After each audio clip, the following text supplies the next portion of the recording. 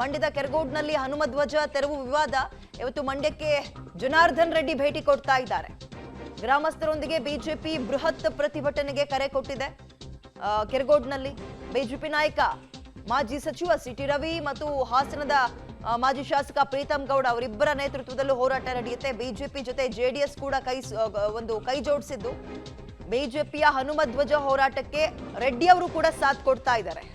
ಜನಾರ್ದನ್ ರೆಡ್ಡಿ ಅವರು ಬಿಜೆಪಿಯ ರಿವರ್ಸ್ ಆಪರೇಷನ್ಗೆ ಒಳಗಾಗ್ತಾರೆ ಅಂತ ಕೇಳಿ ಬರ್ತಾ ಇದ್ದ ಹೆಸರಲ್ಲಿ ರೆಡ್ಡಿ ಅವರ ಹೆಸರು ಕೂಡ ಒಂದು. ಅವರು ಕೂಡ ಇವತ್ತು ಮಂಡ್ಯಕ್ಕೆ ಬರ್ತಾ ಇದ್ದಾರೆ. ಎಲ್ಲವೂ ಸರಿಯಾಗಿತ್ತು, ಹನುಮಧ್ವಜ ಹಾರ್ತಾ ಇತ್ತು. ಆದ್ರೆ ಮಧ್ಯರಾತ್ರಿ ಅಧಿಕಾರಿಗಳು ಏಕೈಕಿ ತೆರವು ಮಾಡೋಕ್ ಬಂದ್ರು ಅಂತ ಊರಿನವರೆಲ್ಲರೂ ಕೂಡ ಒಂದಾದ್ರು. ಮಧ್ಯರಾತ್ರಿಯಿಂದಲೂ ನಿದ್ರೆ ಬಿಟ್ಟು ಆ ಧ್ವಜಸ್ತಂಭದ ಬಳಿಯ ಕಾದು ಕುಳಿತಿದ್ರು. ನಿನ್ನೆ ಪ್ರತಿಭಟನೆ ವಿಕೋಪಕ್ಕೆ ಹೋಯ್ತು, ಲಾಠಿ ಚಾರ್ಜ್ ಕೂಡ ಆಯ್ತು.